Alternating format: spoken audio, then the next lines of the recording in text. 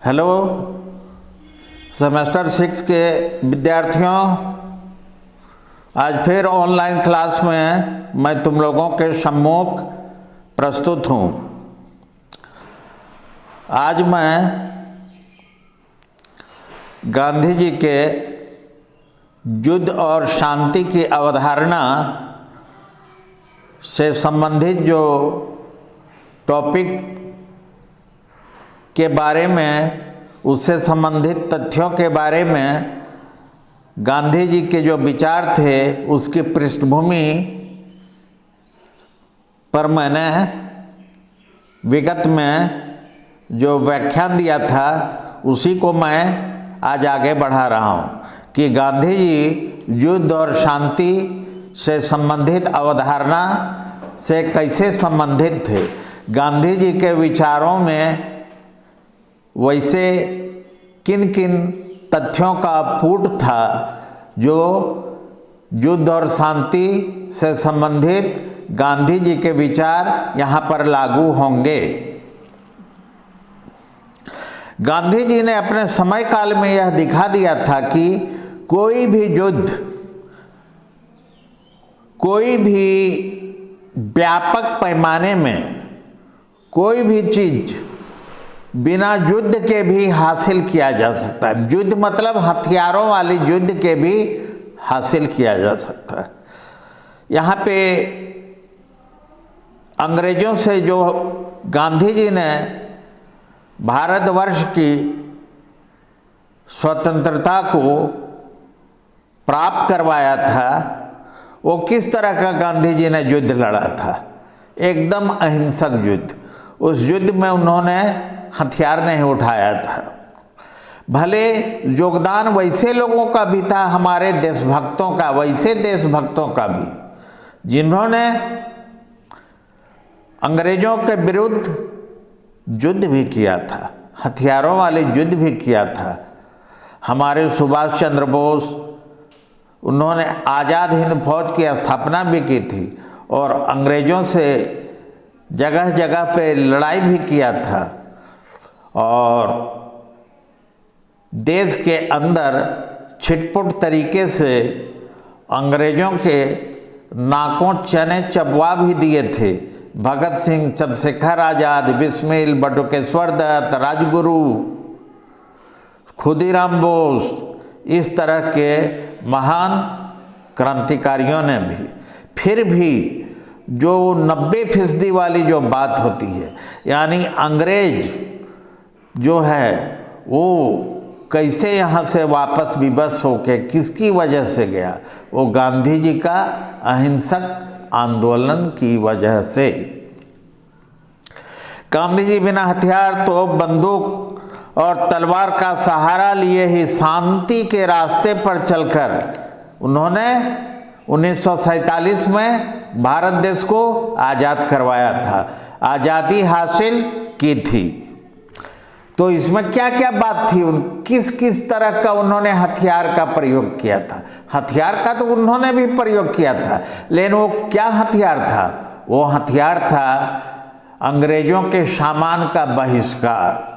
अंग्रेज जो कच्चा माल यहाँ से ले जाते थे अपना देश और फिर उसी को कोई सामान बना के यहाँ के बाज़ारों में जो बेचते थे, तो वो सामान जो है उन्होंने देशवासियों को एक मत में कह दिया था कि अंग्रेजों के सामान का बहिष्कार करो, कोई मत खरीदो।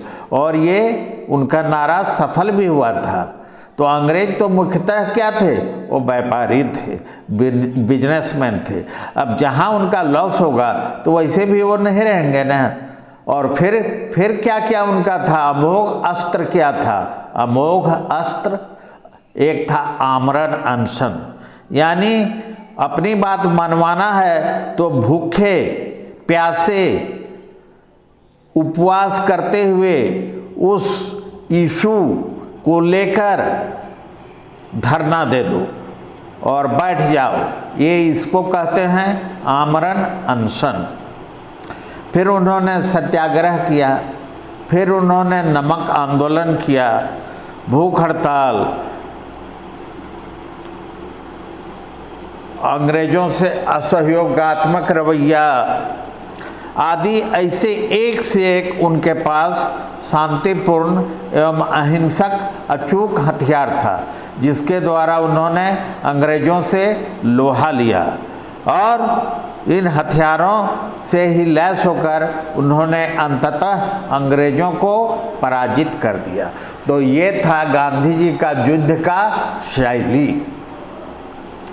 आज भी गांधी जी का जो इस तरह का शैली है, यही तो हर एक देशों में पालन हो रहा है। हम लोग भी सरकार से या हमसे जो ऊंचे पदों पर है उनसे अपनी बात मनवाने के लिए, अपने अधिकारों को हासिल करने के लिए गांधी जी के ही तरीका को तो अपनाते हैं। ये तरीका क्या होता है? इस तरीका में जो हमसे मजबूत जो वो पक्ष है वो हम पर हथियारों से वार नहीं करता है और अंततः हमारी यदि सही मांग है तो उसे वो मान लेता है।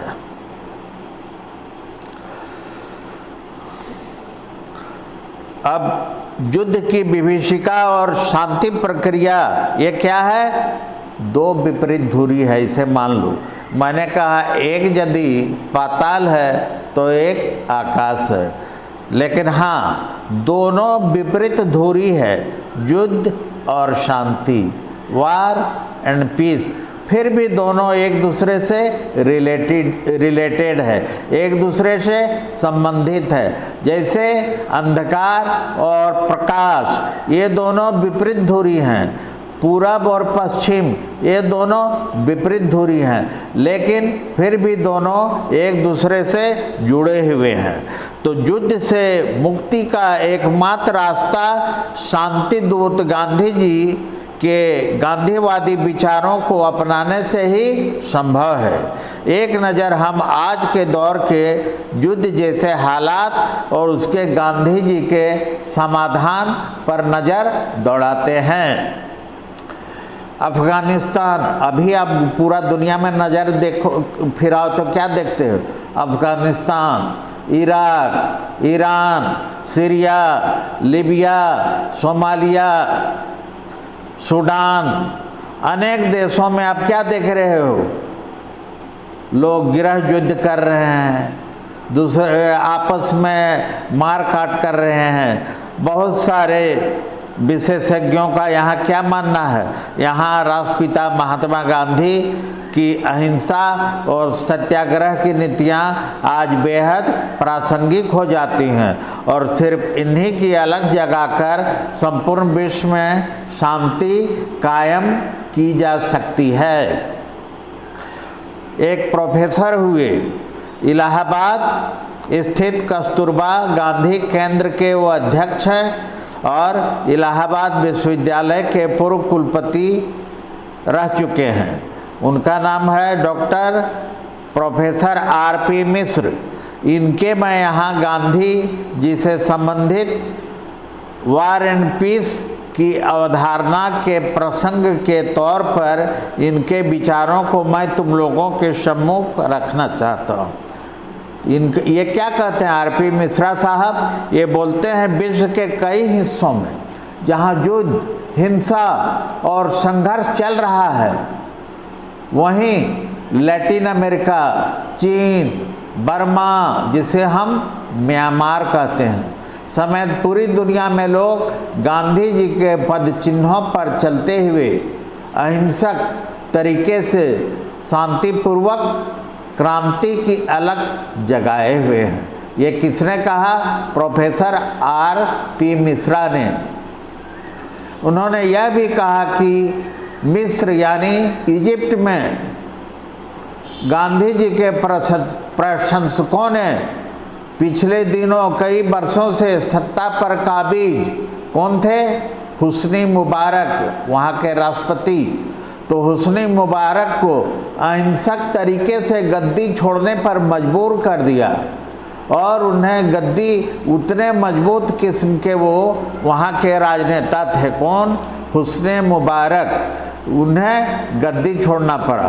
अब हाल फिलहाल में अपने देश में ही देखिए ना, ये अन्ना हजारे ने धरना दिया दिल्ली में। भूख हड़ताल की, आमरण अनशन किया। और उन्हीं के फॉलोअर कौन थे? डॉक्टर केजरीवाल और कुमार विश्वास, जो बहुत बड़े कवि हैं आज के ज़माने के। ये लोग उनके फॉलोअर, जोगेंद्र यादव, ये सब उनके एक तरह से शिष्य कहिए। उसी आमरण अनशन वाली जो आंदोलन की स्थिति थी अन्ना हजारे, उसी आंदोलन की देन है आज हमारे दिल्ली के मुख्यमंत्री डॉक्टर केजरीवाल। तो अन्ना हजारे ही नहीं, बहुत कोई गांधी जी के रास्ते पे चल रहे हैं और सक्सेस हुए हैं। प्रोफेसर मिश्र ने यह भी बताया कि लेह पालसा ने पोलैंड में जो वहाँ की क्रूर कम्युनिस्ट शासन थी, उसे गांधी जी के तरीके से ही उन्होंने चुनौती दी। लेह पालिशा मजदूर संघ सॉलिडेरिटी के नेता पालिशा ने 31 अगस्त 1980 को अहिंसक तरीके से गांधी जी के सत्याग्रह का अनुसरण करते हुए अपने आंदोलन को आगे बढ़ाया और अंततः उन्होंने सफलता पाई। नोबेल पुरस्कार से सम्मानित पालिशा साहब ने माना कि वह गांधी जी के कर्जदार हैं। आप साउथ अफ्रीका जाइए, वहाँ के हमारे गांधी जी की तरह ही वो साउथ अफ्रीका के गांधी जी कहलाते हैं। उनका नाम क्या था? Nelson Mandela. वहाँ पे बहुत दिनों से गोरों का राज चलता था, गोरों का शासन चलता था। आप साउथ अफ्रीका का क्रिकेट टीम में देखिए, अभी भी आप गोरों को पाइएगा, लेकिन वहाँ के मूलवासी कौन हैं? मूलवासी वहाँ के काले लोग हैं, लेकिन सत्ता उनके हाथ में नहीं थी हाल फिलहाल तक। तो नेल्सन मंडेला साहब ने वो गोरों के शासन का वहाँ अंत किया और फिर वहाँ के मूलवासियों का उस देश में शासन की स्थापना की, जिसके प्रथम शासनाध्यक्ष कौन हुए? Doctor Nelson Mandela. तो उन्होंने क्या हथियारों से युद्ध लड़के वहाँ के मूलवासियों को हक दिलाई? नहीं, ये भी गांधी जी के रास्ते पे चले थे। इन्होंने गांधी जी के अहिंसक तरीके से वहाँ पर गोरे लोगों के विरुद्ध लड़ाइयाँ लड़ी और फिर वहाँ के मूलवासियों को उस देश में उनका जो स्थान था उसे उन्होंने हासिल करवाया। एक जेएनयू के प्रोफेसर हैं, प्रोफेसर तुलसीराम, उनके मैं विचारों को यहाँ पर गांधी जी के प्रसंग के मुताबिक यहाँ पे कोड करूँगा। यहाँ पे उनके विचारों को, क्योंकि गांधी जी के वार एंड पीस की अवधारणा से रिलेटेड उन्होंने कुछ बात कहा है, मैं उस पे आऊँगा। तो जेएनयू के अंतर्राष्ट्रीय मामलों के एक विशेषज्ञ प्रोफेसर हैं डॉक्टर तुलसीराम। उन्होंने कहा है कि वर्तमान अंतर्राष्ट्रीय जो पॉलिटिक्स है, वर्तमान जो इंटरनेशनल राजनीति है, उसमें भारत और अमेरिका ने गांधी जी के विचारों पर जितना ध्यान देना था वो नहीं दिया है। जबकि आप यह विश्व शांति में गांधी जी के विचार आज कारगर भूमिका निभाते। उन्होंने कहा कि संसार भर में बढ़ रहे हमलों के पीछे, चाहे वो तेल का वर्चस्व लेकर Syria, Lebanon, Iran, Iraq, Yemen, संयुक्त अरब अमीरात के तेल क्षेत्रों में आप युद्ध की स्थिति को देखते हैं, भयावह स्थिति को आप देखते हैं। तो इन हमलों के पीछे अमेरिका की इन तेल वाले जो प्राकृतिक संसाधन है उस पर कब्जा करने की नीति काफ़ी हद तक जिम्मेवार है। अमेरिका और नाटो की सेनाएं लीबिया में शांति के नाम पर क्या किया? किसी उस्कावे किसके उस्कावे पर वहाँ बमबारी करके वहाँ के शासनाध्यक्ष को हटा दिया। बहरीन के मामले में वो चुप क्यों है? प्रोफेसर तुलसीराम फिर कहते हैं कि अमेरिकी नीतियों के कारण आने वाले समय में इराक, अफगानिस्तान और कई अफ्रीकी देशों में हिंसा में और बढ़ोतरी होगी।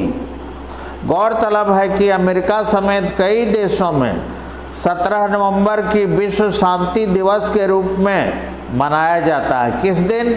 17 नवंबर को। इस दिवस को मनाए जाने का उद्देश्य बच्चों को बचपन से ही शांतिपूर्ण विश्व के बारे में शिक्षित करना है। एक और हमारे देश में विचारक हुए हैं, उनका नाम है डॉक्टर एस.एन. सुब्बा राव। ये भी गांधीवादी विचारक हैं। तो गांधीवादी विचारक एवं समाज सेवी डॉक्टर सुब्बा राव भी गांधी जी के विचारों से काफ़ी प्रभावित थे।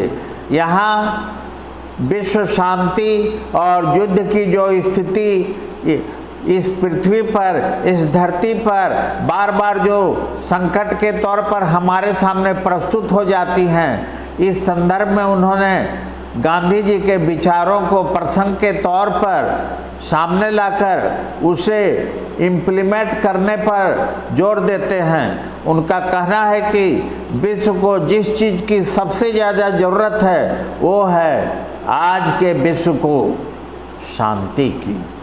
यह तभी संभव है जब लोग गांधी जी के बताए हुए मार्ग पर चलें, क्योंकि गांधी और शांति एक दूसरे के पूरक हैं। अब हम गांधी जी के वार एंड पीस की अवधारणा से आगे निकलते हैं और कुछ निष्कर्ष के रूप में मैं कहना चाहूँगा कि गांधी जी के विचार आज भी पूरे विश्व में प्रासंगिक हैं। इस वजह से क्योंकि उन विचारों को उन्होंने खुद अपने जीवन में उतारा था। ये केवल वो लफाजी वाली बात नहीं है। उनके जो भी सत्य, अहिंसा का मार्ग, आमरण अनशन हो, सत्याग्रह हो, नमक आंदोलन हो, ये केवल वो भाषणबाजी नहीं किए थे, खुद उन्होंने प्रैक्टिकल तौर पर इसको किया था, इसका प्रयोग किया था। उन्होंने सत्य का भी प्रयोग किया है। वो खुद अहिंसक के मार्ग पे चले थे। उन्होंने खुद कई बार आमरण अनशन में भी बैठे थे वो, और इसका जो परिणाम हम भारतवासियों को मिला वो सकारात्मक रूप से मिला। तो इन विचारों को सत्य और अहिंसा की कसौटी पर उन्होंने हमेशा परखा। 1920 का असहयोग आंदोलन जब जोरों पर था तो उस दौरान चौरा चौरी नामक स्थान में जब क्रोधित भीड़ ने एक थाने में आग लगा दी, तो इस हिंसक घटना में अंग्रेज सरकार के जो 22 सिपाही मारे गए आग लगने के कारण, वे सभी भारतीय ही तो थे, वे सिपाही तो अंग्रेज तो नहीं थे। यहाँ पर गांधी जी की संवेदना देखते बनती है और गांधी जी अति दुखी हो उठे। उन्होंने तत्काल अपने आंदोलन को स्थगित कर दिया था। ये 1920 की बात है। उनकी बहुत आलोचना हुई, लेकिन वे अपने इरादे से टस से मस न हुए। कारण क्या था? वे हिंसा के हमेशा से विरोधी थे। वे बात मनवाने के लिए हिंसा का रास्ता उन्होंने कभी अख्तियार नहीं किया। वे जब भी जो भी लाइन पर डटे रहे, जिस लाइन पर चले, वो हमेशा अहिंसा का मार्ग था। वे हिंसा को जरा भी बर्दाश्त करने के लिए तैयार नहीं थे। आज के हिंसा भरे वैश्विक माहौल और पर राह पर और युद्ध की राह पर चलने वाले देशों में गांधी जी के जो व्यवहारिक जीवन में जो उनके विचार थे जो प्रैक्टिकल तौर पर उन्होंने किया था, उन विचारों पर आज सभी देश के लोगों को, वहाँ के शासनाध्यक्षों को चलने की ज़रूरत है और प्रेरित होकर ही आप विश्व शांति की बात कर सकते हैं। बराक ओबामा ने एक अमेरिकी राष्ट्रपति के रूप में व्हाइट हाउस में 50 अफ्रीकी देशों के युवा नेताओं को संबोधित करते हुए कहा था कि आज के बदलते परिवेश में युवाओं को गांधी जी के विचारों से प्रेरणा लेने की ज़रूरत है। अंत में हर 15 अगस्त को इंडिपेंडेंस डे के अवसर पर गांधी गाई जाने वाली अनेक तरानों में से एक तराने की 2 पंक्तियों का उल्लेख करना यहाँ पर उचित जान पड़ता है। दे दी हमें आज़ादी बिना खड़ग बिना ढाल, दे दी हमें आज़ादी बिना खड़ग बिना ढाल, साबरमती के संत तूने कर दिया कमाल, रघुपति राघव राजा राम। जय गांधी बाबा की।